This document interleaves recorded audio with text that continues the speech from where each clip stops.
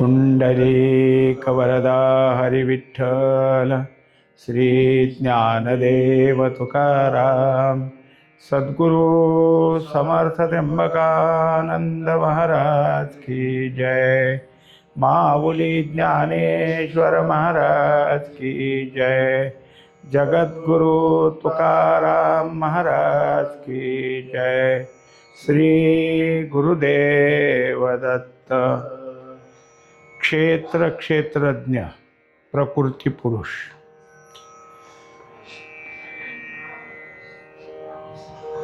विकार ज्ञानावर आरोपित झाले आणि त्यालाच घेऊन ते ज्ञान क्षेत्राचा अभिमान घेऊ लागलं, तर ते अविद्यावृत्तीनं धारण केलेलं ज्ञान त्याच्या ठिकाणी कारणाध्यास झाला आहे आणि वर त्याच्यानंतर कार्याध्यास होतो। त्याच ज्ञानाच्या ठिकाणी जर आत्मस्वरूपाचं भान असेल तर ते ज्ञान आत्मस्वरूपाच्या ठिकाणी योग्य तऱ्हेने असणार आहे। अशा तऱ्हेचे दोन मुद्दे काल झाले। आता त्यात शेवटी झालं की ज्ञान परमात्मा स्वरूपाशी एकरूप झालं। ज्ञेय आणि ज्ञान हे दोन्ही एकरूप झाले, पण त्यानंतर मी परमानंद रूप आहे, मी ज्ञेयाचा जाणता आहे, मी परमानंद भोगत आहे, असं जर त्याच्या ठिकाणी राहिलं तर तो ज्ञेयापासून भिन्न राहिला। त्याच्या ठिकाणी थोडंफार तरी द्वैत शिल्लक राहिलं। आता हे द्वैत म्हणजे त्याच्या ठिकाणी असलेला अज्ञानाचा अंशच आहे आणि तेवढा त्याच्या ठिकाणी काय आहे, उणेपणा आहे। ज्यावेळी ज्ञान आपल्या स्वरूपाला विसरून क्षेत्राला क्षेत्र मी म्हणून जाणत होते, तेव्हाच ते ज्ञान अज्ञान टप्पा ओलांडून विज्ञान या सदराला किंवा नावाला प्राप्त झाले होते।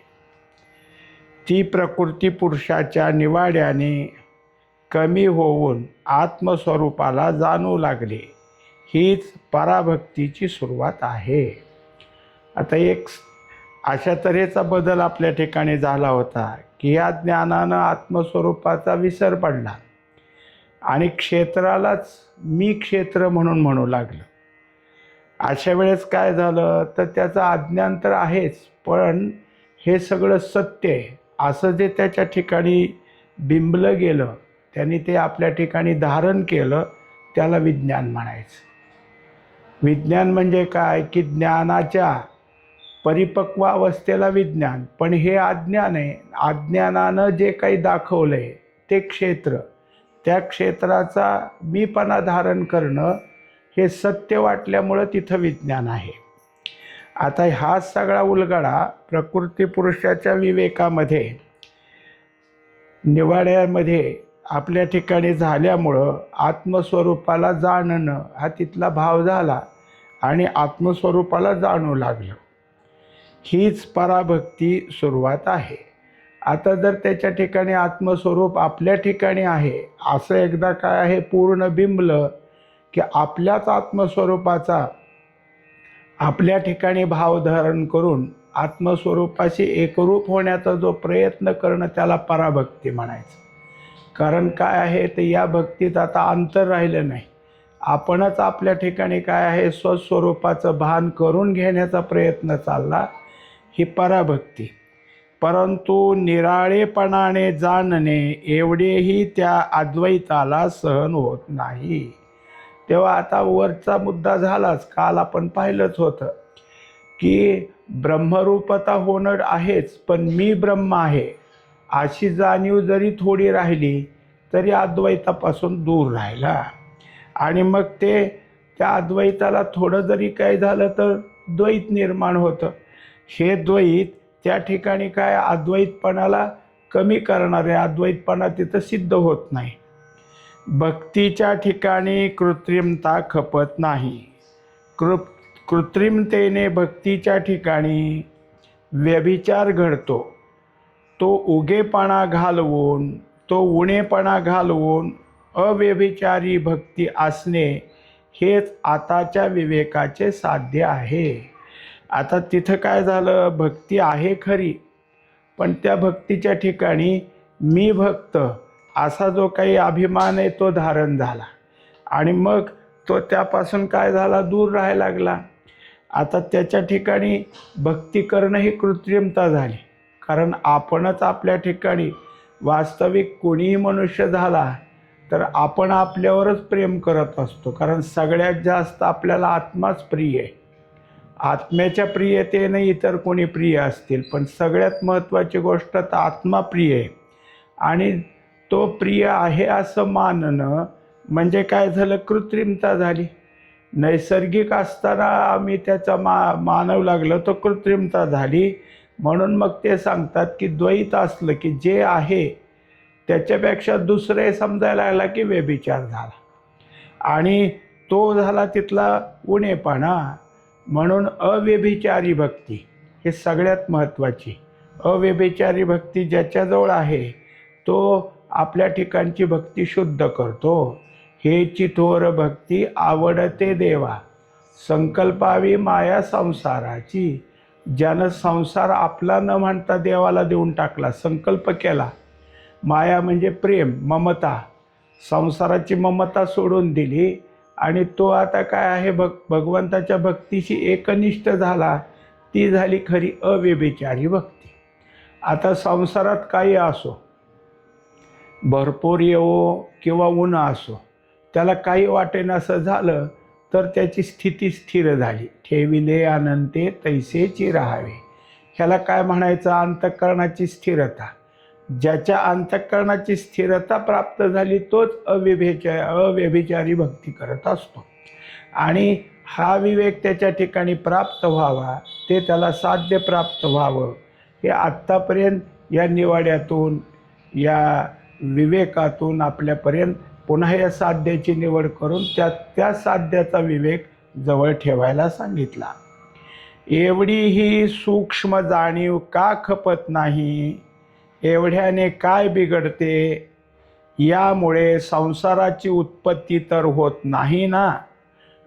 संसार उत्पत्तीचे ध्येय क्षेत्र, त्याचा त्याग तर झालाच आहे. आता भीती कोणती. आत्ता आपण पाहिलं की मी ब्रह्म आहे, म्हणजे माझ्या ठिकाणी परमात्मा स्वरूपाचा अनुभव आला, मी त्याला जाणलं, असा जो मीपण आहे हे सुद्धा नको. मग असं का म्हणतात, एवढ्याने त्याचं काय बिघडतं आहे. एवढी भक्ती, एवढा मीपणा त्याच्या ठिकाणी जर असेल तर काय बिघडलं. असं जो काय आहे तर त्या मीपणात काय त्याचा संसार पुन्हा निर्माण होणार नाही. तो फक्त ब्रह्म मी म्हणतो एवढंच आहे. संसाराला कुठं जातोय. आणि संसारात जे काही संसाराची उत्पत्ती होती ती कशासाठी होती, तर ज्यानं क्षेत्राला ज्ञेय ठरवले तो संसारी, तो तिथून बाजूला झालेला. आता ह्याला तर ज्ञेय कळाले, ध्येय तर परमानंद रूप आहे. आणि फक्त मी परमानंदाला जाणलं असं म्हणण्याचं जाणतं पण त्याच्या ठिकाणी शिल्लक राहिलं. हाच त्याच्या ठिकाणी असणारा दोष आहे. पण हा दोषसुद्धा नको असं म्हणण्यात याच्यामध्ये आलेला आहे. आत्मानंदाचा उपभोग घेण्यास तरी शरीराची गरज आहे, कारण भोगायतन शरीर आहे. भोग साधन अंतःकरणाचे ज्ञान आहे.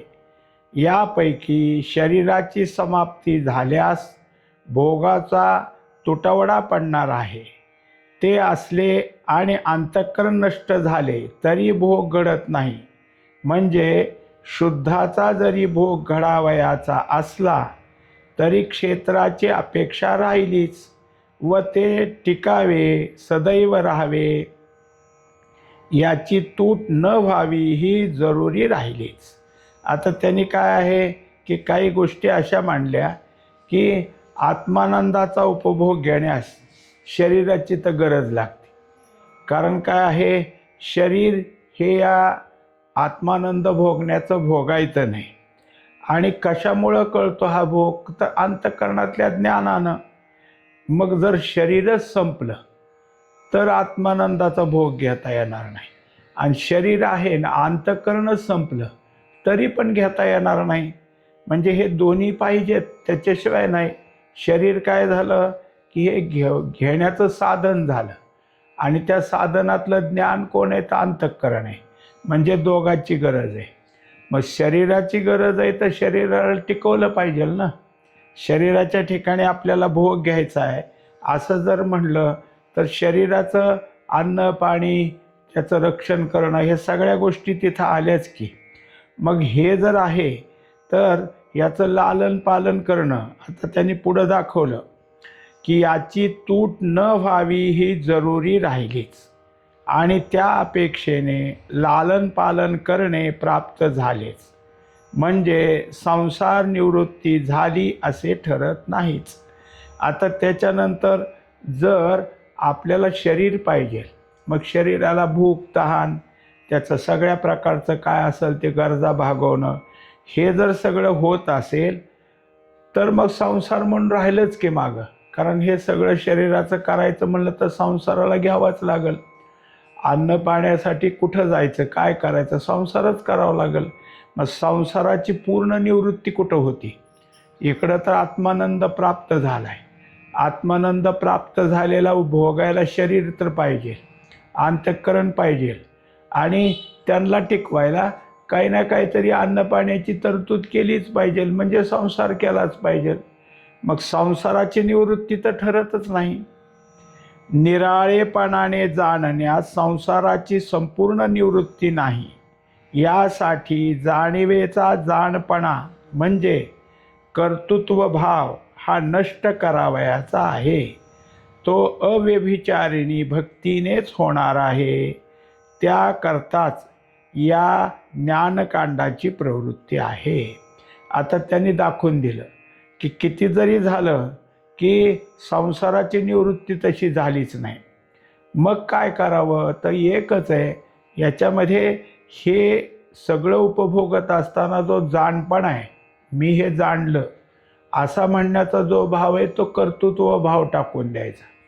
म्हणजे संसार करून मी माझं शरीर टिकवतोय, शरीराला खायला प्यायला घालतोय असं म्हणण्यापेक्षा देव मला खायला प्यायला घालतोय, ईश्वराच्या कृपेनं मला मिळतं, असं जर आपल्या ठिकाणी झालं तर आपला कर्तृत्व भाव नष्ट झाला. मग जे जे काय मिळालं ते सगळं काय आहे, ईश्वराच्या कृपेने मिळालं. प्रत्येक घास देणारा ईश्वरच आहे, ईश्वरानेच मला हे सगळं पूर्तता केली, असं जर आपल्या ठिकाणी झालं तर तुम्ही काहीही करत असाल, प्रत्येक गोष्ट करायला गेला, मग संसारातली गोष्ट केली तरी ही सगळी ईश्वराची सेवा म्हणून करतो, यापासून आलेलं ईश्वराचं प्रसाद म्हणून खातो, असं झालं तर भक्तीच झाली ना. एरवी इकडं भक्ती आणि कर्म असे दोन नावं आपण देतो. आज आमचं काम होतं, हे काम झालं, ते काम झालं, आता लागलो आम्ही अभ्यासाला, आता आम्ही काय वाचणार आहे, आपण ध्यानधारणा करणार आहे. म्हणजे दोन विभाग पाडले आपण. एकाला आपण काय म्हणलं दिवसभर करतो त्याला कर्म म्हणलं, आणि दुसरं काय की जे काही एका जाग्याला बसून करतो त्याला साधन म्हटलं. मग हे झालं ना दोनपणा, हा व्यभिचारच झाला. आता इथं युक्ती कोणती सांगितली तर जे कर्म करतो तेही ईश्वराचंच कर्म करतोय, आणि आता जे काही साधन करतो तेही ईश्वराचंच करतो. मग तूट कुठं पडली? दोन्ही काय झालं, साधनच झालं. जे जे कर्म केलं ते ते ईश्वराचंच आहे असं जर होत असेल तर करणारं साधन आणि केलेलं कर्म दोन्ही ईश्वरालाच अर्पण झालं. असं जर झालं तर कर्तृत्व भाव नष्ट झाला, आणि हा भाव सगळा काढून टाकून अव्यभिचारी भक्ती होण्याकरताच आपण जे आता पुढं पाहतो की जे उपासना कांड संपलं आणि तिथून पुढं आता काय आहे 15व्या अध्यायाच्या ह्याच्यात ज्ञानकांड सुरू झालं. म्हणजे 13, 14, 15 हे सगळे ज्ञानकांडाचे झाले. याच्यात मात्र आपल्याला काय आहे की ही जी काही संसार निवृत्ती, ती संसार निवृत्ती काढून टाकून ज्ञानाची प्रवृत्ती व्हावी म्हणून हे सगळे अध्याय पुढचे आले. परमात्म स्वरूपात सुखदुःखातीत सुख आनंद आहे याची खात्री पटविण्यासाठी आत्तापर्यंतचे प्रयत्न झाले. तेव्हा आत्ता आपल्याला या सगळ्या ज्ञानातून काय शिकवलं, तर परमात्म्याचं सुख आहे ते दुःखातीत आहे. म्हणजे एरवी आपल्याला सुख झालं तरी त्याच्या पाठीमागं दुःख असतंच, निव्वळ सुख नाही. म्हणजे एखादा मनुष्य हे एका चांगलं जेवण आहे त्याला आवडीचं, ताटात सगळे पदार्थ त्याला आवडतात असेच, आणि ते जेवत असताना त्याला सुख होते, हे चांगले पदार्थ आज खायला मिळाले. पण ते तयार करायला किती कष्ट पडले, ते सगळं स्वयंपाक करायला किती, म्हणजे एवढं कष्ट करायचं तेव्हा एवढं सुख आहे. हे सुख म्हणलं तर तिथं कष्टही आले. एकंदरीत काय आहे, परवाच एकाने गोष्ट सांगितली की आता ही भोगीची भाजी केली होती. भोगीच्या भाजीत सगळ्या गोष्टी घातलेल्या असतात, त्याच्यामध्ये जे काही लागत असेल ते त्याच्यात हरभऱ्याचे दाणे आहेत, त्याच्यात बोरं टाकलेले आहेत, आणि ते आवडीनं खायला लागला. आणि असे काय बोरातलं बी त्याच्या दाताखाली आलं, एवढ्या जोरात आलं की पुन्हा दररोज चांगलं निवांत असणारा दाढ दुखायला लागली. आता हे काय झालं, सुख झालं का दुःख झालं? मग सुख म्हणून खायला गेलं तर दुःख झालं. याचाच अर्थ आम्ही जे काही सुख समजतो ते दुःख मिश्रित आहे. पण परमात्मा सुखात दुःख अजिबात नाही, ते दुःख निवृत्ती आहे. दुःखातीत असं सुख आहे, म्हणजे केवळ आनंद आहे. सुख दुःख हे सापेक्ष शब्द आहेत, पण आनंदाला दुसरा शब्द नाही, म्हणजे आनंद हा एकच आहे. याची खात्री पटवण्यासाठी आत्तापर्यंतचे प्रयत्न झाले. केवळ परमानंद सुख हे निरतिशय सुख आहे, हा आनंद आहे, हे आत्तापर्यंत आपल्याला समजून दिलं. विषय उपभोगात आनंद आहे असा पूर्वी भ्रम होता. आनंदाला जीव सोकलेला होता. क्षणिक जरी होता तरी भोगवटा मिळतो म्हणून कर्माची धाव होती. आनंदाला खंड पडत होता म्हणून कर्मप्रवृत्ती सारखी वाहत होती, तो परिमित होता. आता त्याच्यात आत्तापर्यंत आपलं कसं चुकलं होतं, तर विषयातच सुख आहे, विषयात आनंद आहे असं आपण गृहीत धरलं होतं. आणि त्यामुळं एक विषय संपला की दुसरा मिळवा, दुसरा संपला की तिसरा मिळवा, असं आपलं चाललं होतं. आता त्यातनं क्षणिकच मिळायचा, पण त्या क्षणिकावर का व्हायचं, भागवून घ्यायचं हे समजून त्याच भोगवट्याची विषय मिळवण्याची धाव आपली चालली होती. आपण सतत काय आहे, विषय मिळवण्याचा प्रयत्न करत होतो. आता त्याच्यात आनंदाला किंवा त्यातल्या सुखाला खंड पडत होता. ते काही अखंड मिळतंय असं नाही, पण खंड जरी असला तरी एका कर्मातनं मिळाला तर दुसरं, दुसऱ्या कर्मातनं मिळालं तिसरं, अशी सतत कर्मप्रवृत्ती होत होती. मग जे काय मिळायचं पहिल्या कर्मात दुःख मिश्रित का असना, पण थोडंसं सुख मिळालं की आता दुसऱ्या कर्मात काय मिळालं, त्याच्यानंतर पुढच्या कर्मात काय मिळालं, असं सतत वाटत असल्यामुळं कर्मप्रवृत्ती होती.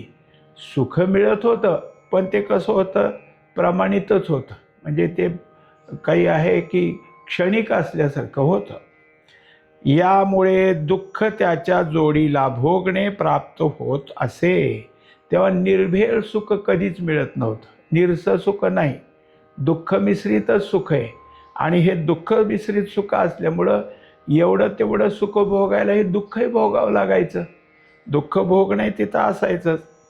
पैसा मिळवावा तेव्हा श्रीमंती भोगावी, यात मिळवण्याचे कष्ट म्हणजे दुःख, या श्रीमंतीच्या सुखाला जोडीदार आहे.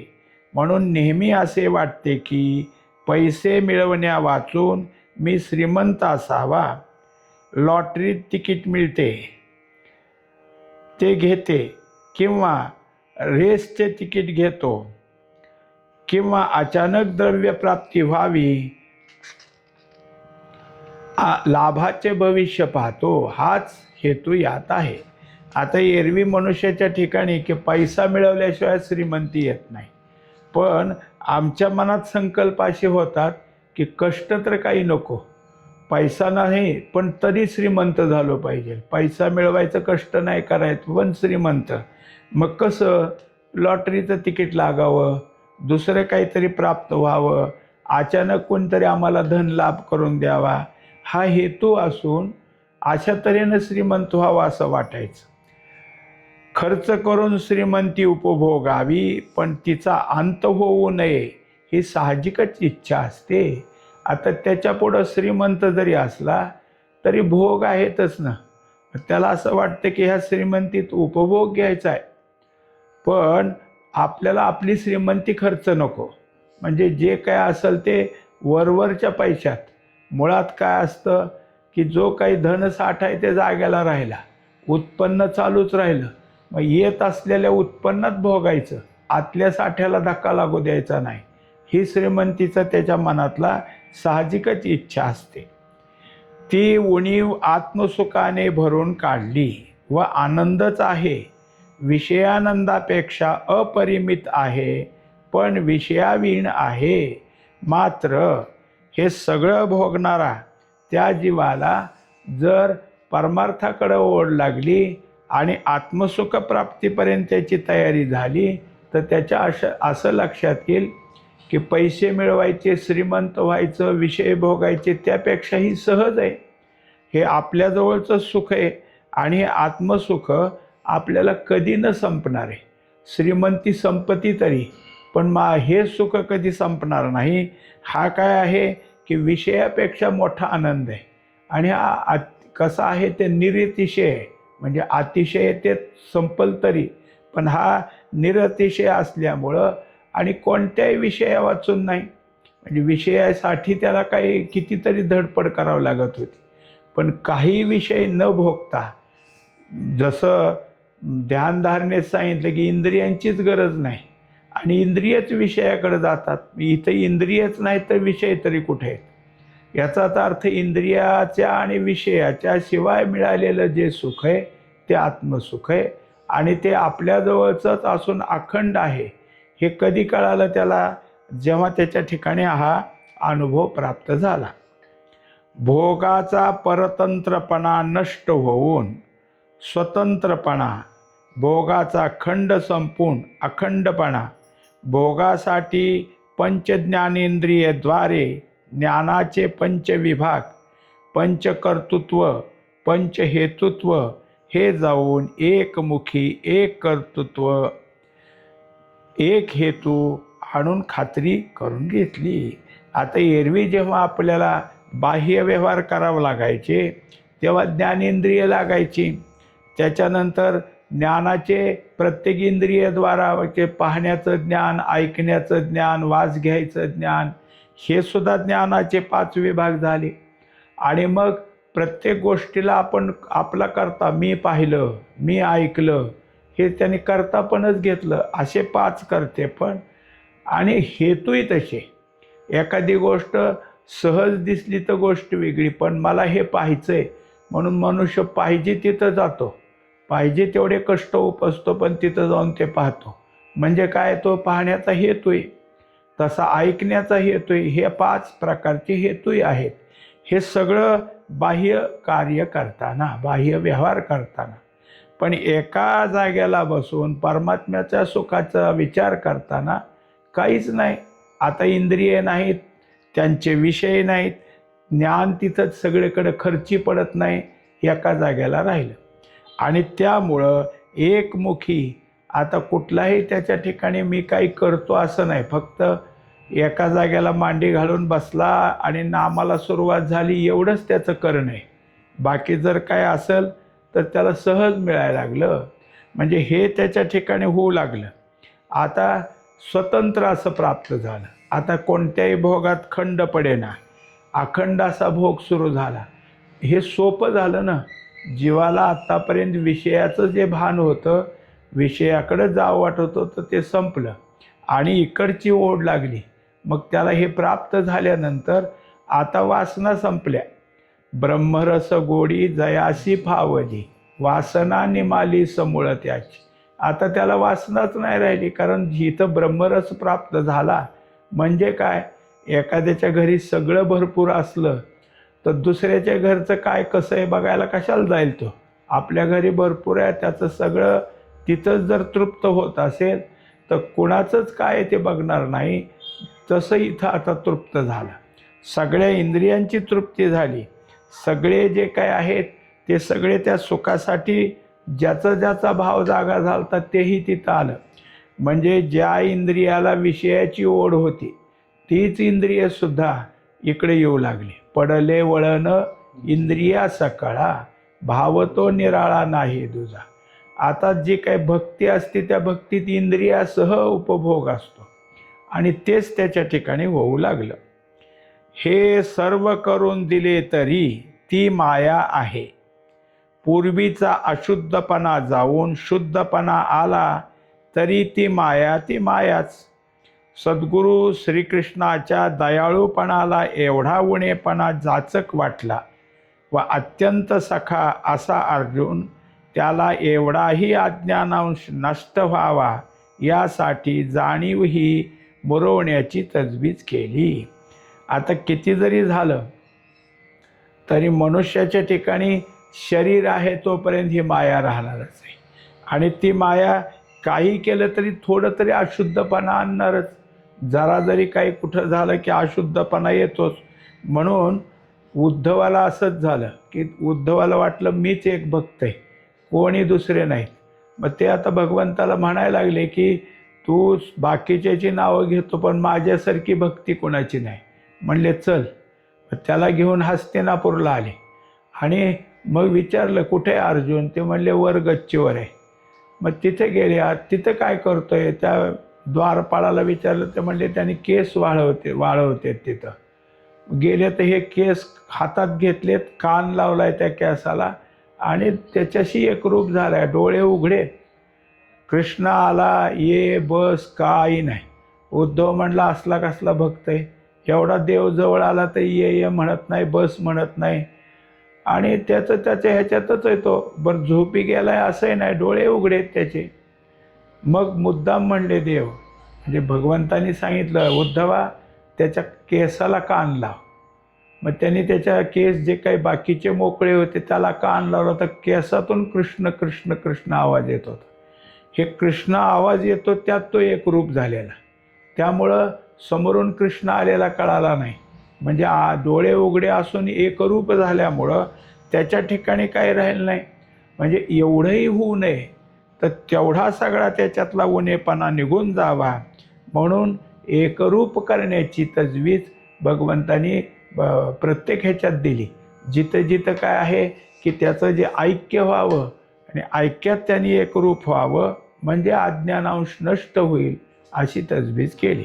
पुंडलिक वरदारी विठ्ठल श्री ज्ञानदेव तुकाराम सद्गुरु समर्थ त्र्यंबकानंद महाराज की जय. माऊली ज्ञानेश्वर महाराज की जय. जगद्गुरु तुकाराम महाराज की जय. श्री गुरुदेव दत्त.